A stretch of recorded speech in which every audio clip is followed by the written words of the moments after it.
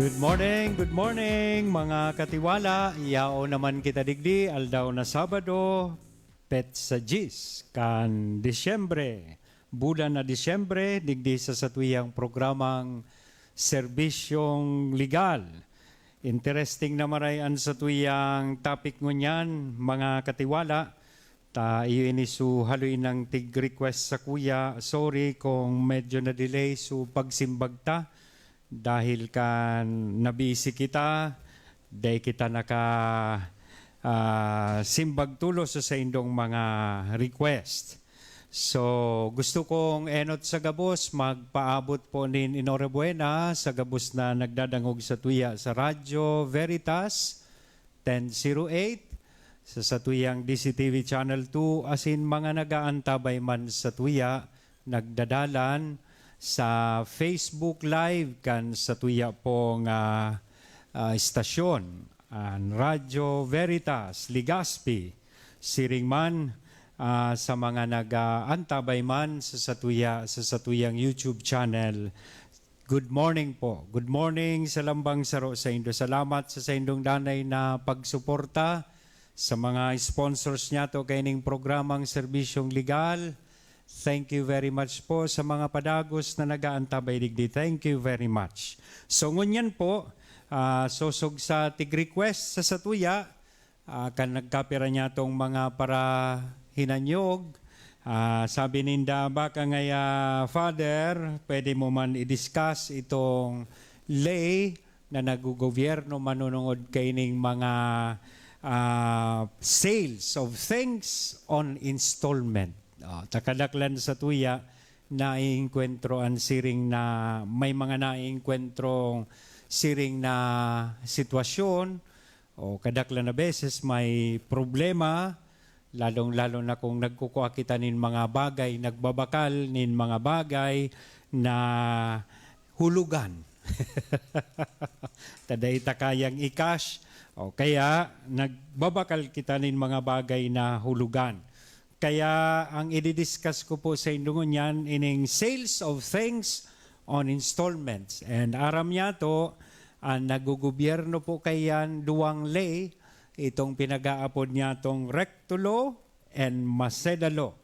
And I hope, pagtapos kaining sa tuyang programa ngunyan, aram niya to su tiga-apod na what is Recto Law and Maseda Law? Why do we have these laws?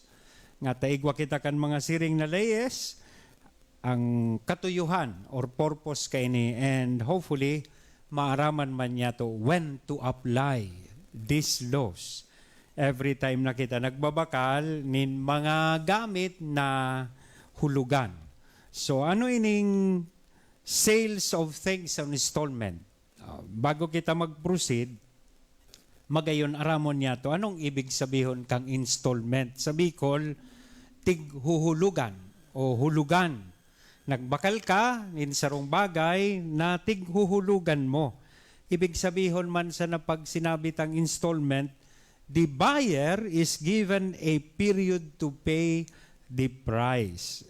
And the portion of the price are paid at different intervals of or times.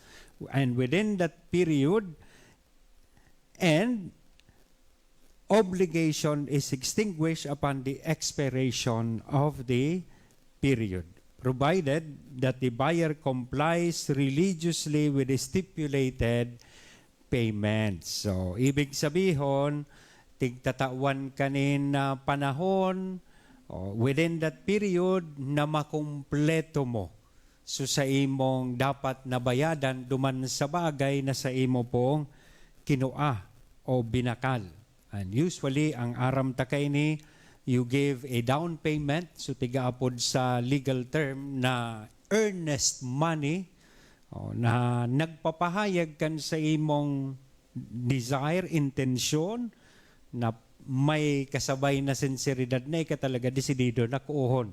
Asin bakalon itong sarong bagay na ginigibo mo. And usually, ang tinaumong earnest money forms part, nagiging parte kay itong purchase price. So nagkuha ka, halimbawa ang kantidad kan binakal mo 10,000.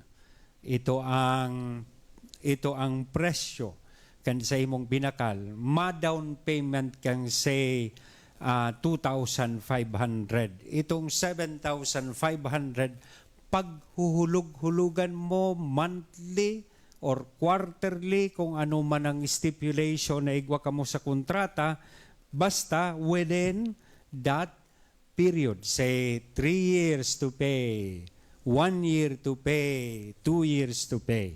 So iyan po ang ibig sabihin kaiyan. Sales of things on installment. Pagbakal nin mga bagay na pighuhulog-hulugan. Bulan-bulan o taon-taon. Yan. Ano ang mga lay na nagugobyerno sa mga bagay na ini? Iyon na po iyan ang Recto Law and Maseda Law. Maaraman ta sa inapplicable ang Recto Law, sa inapplicable ang Maseda Law. But let us go back to history sa inagpunan mga leng ini. Ang Recto Law, pinag-introducir po ini ni Claro M. Recto, the good Senator Claro M. Recto, kang 1933. It was denominated as Act 4122, which amended itong Civil Code kang 1889. And later on, kang 1950, kang nagkaigwa na kaining NCC, New Civil Code, kang 1950, it was incorporated in Article 1454, 1454. So kaya makukuata ining Recto Law napapalaman sa Article 1454 sa New Civil Code. While ining Maseda Law, ang author po kay ni, iyo po si Senator Ernesto Maseda, kang 1972, and it was designated as Republic Act number 6552.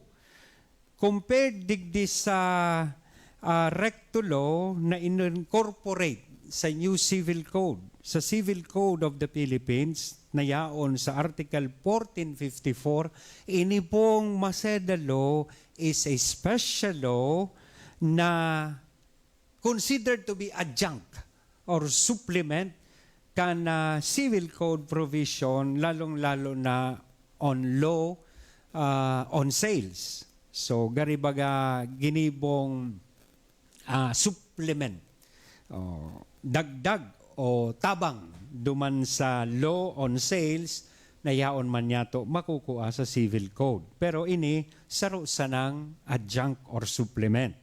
Hay nang application kay ni. Anong application kang Recto Law? Anong application kang Maseda Law? Ang Recto Law po, this governs the sale of personal property on installment. Arog bagakan cars, appliances, machineries. Yan ang mga personal properties.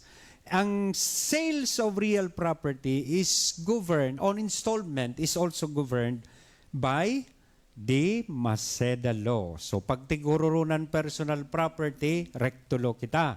Iyan ang applicabling law. Pagtigururunan real properties, arog baga kang houses, subdivision lots, and residential condominium units.